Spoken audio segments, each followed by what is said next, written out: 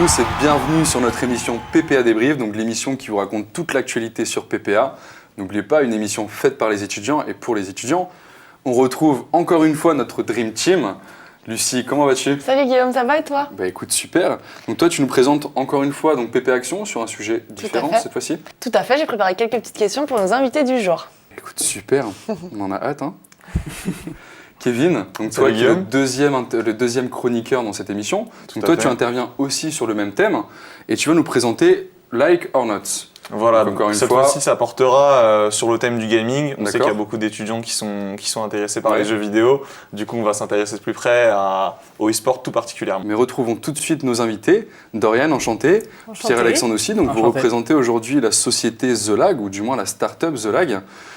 Qu'est-ce que vous pouvez nous en dire? Et je pense que Lucie, sur le coup, a quelques questions à vous poser. Tout à fait, donc merci beaucoup à vous d'être présents aujourd'hui. Alors du coup, oui, j'ai quelques questions à vous poser, notamment sur votre application The Lag. Alors, quelqu'un peut-il me présenter, l'un d'entre vous peut présenter du coup le projet The Lag? Qu'est-ce que c'est?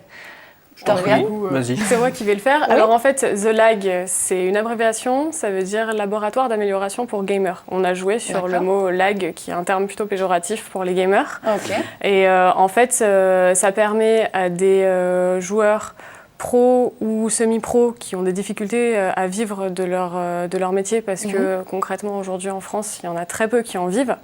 On a environ une centaine, pas plus, en fait, de proposer des heures de coaching et des tutos, des astuces à destination de joueurs qui, eux, auraient envie de s'améliorer et pourquoi pas de prendre part à l'univers de l'e-sport et d'avoir une carrière là-dedans, concrètement. Donc c'est un échange de bons procédés. Super. Et voilà. En quoi The Lag est un terme péjoratif du coup? Parce que le lag, en fait, c'est un peu compliqué à définir, mais en fait, laguer, c'est quand ça bug. D'accord, ok.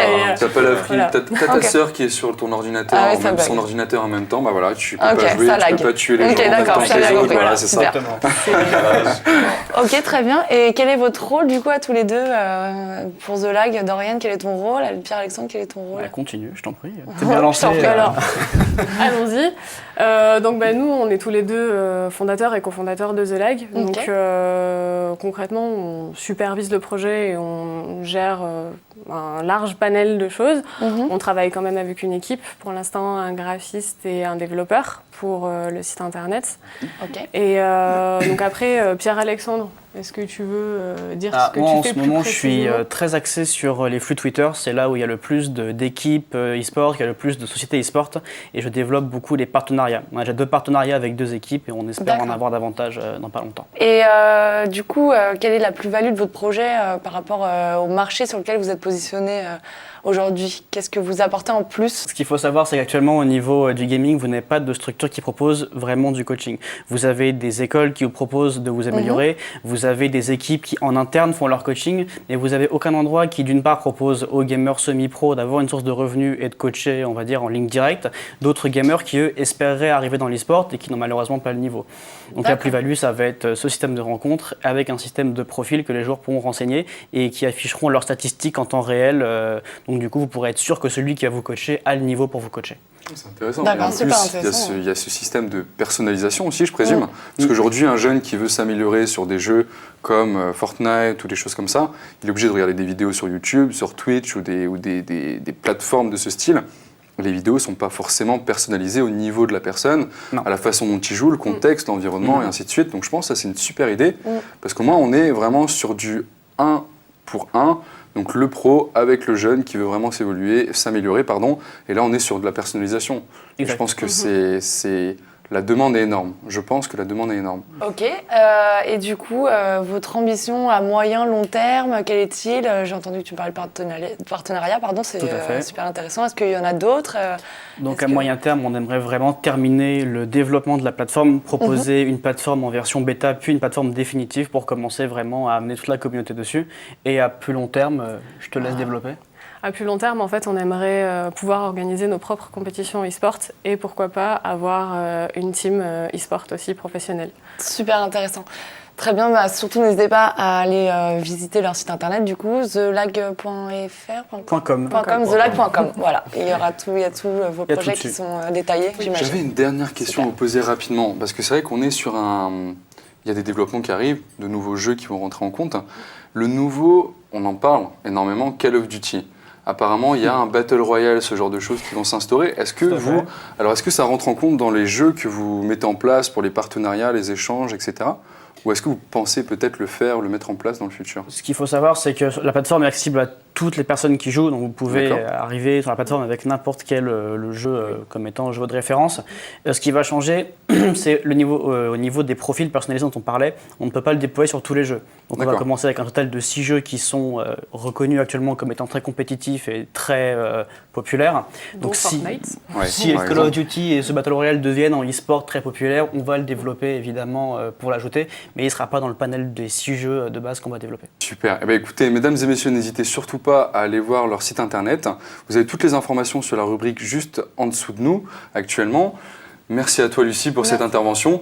Nous accueillons tout de suite donc Kevin et son Like or Not. Alors, qu'en est-il aujourd'hui?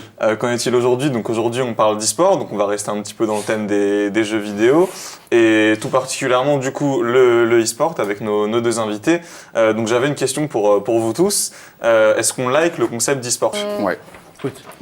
Moi, je pense qu'il n'y a pas photo. Obligé. Je suis un peu entre les deux. Je comprends pas. C'est pas normal. Non, like c'est peut-être mieux quand même.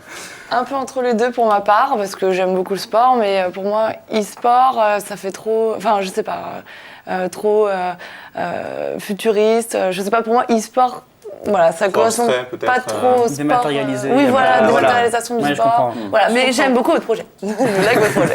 C'est gentil, merci. Mais restons dans le thème des jeux vidéo du coup.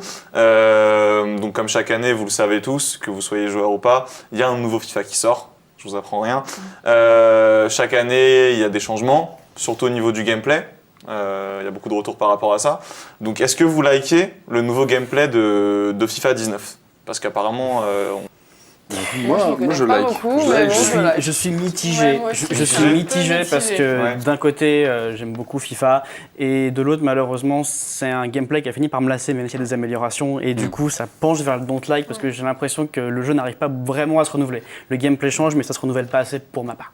Voilà. Je suis assez d'accord là-dessus. Et je pense que, vous voyez, avec la Coupe du Monde, la victoire des Bleus, cette année, je pense qu'on va voir une évolution énorme des achats par rapport à ce jeu cette année, ou même des signatures, des contrats des jeunes dans les équipes de foot, les clubs. À mon avis, ce genre de choses explose surtout grâce aux Bleus, grâce à l'équipe de France. Donc je pense que ça va faire un carton, ça va faire un tabac. Ouais. À tous les coups. Mais pour en revenir à ce que Pierre-Alexandre disait, c'est vrai qu'on reste encore et encore depuis FIFA 10, FIFA 05. On est sur globalement la même chose. 12-13. Où ça a vraiment commencé à évoluer à partir du 12. En termes de graphisme et de gameplay, c'est vrai que depuis ça n'a jamais vraiment, il n'y a pas eu d'avancée significative. Ouais, d'accord. Okay. Toujours dans le thème de l'e-sport des jeux vidéo bien évidemment, mais plus côté événementiel. On sait qu'il y a la Paris Games Week qui s'est déroulée fin octobre, donc les gamers, c'est un peu le rendez-vous des gamers. Donc je pense qu'ils sont informés, ils y sont allés eux aussi. Mais du coup, est-ce que vous likez vous ce concept-là de Paris Games Week? Oui. Ouais. Je crois qu'on l'a tous d'accord. Oui. À l'unanimité. Aucun problème.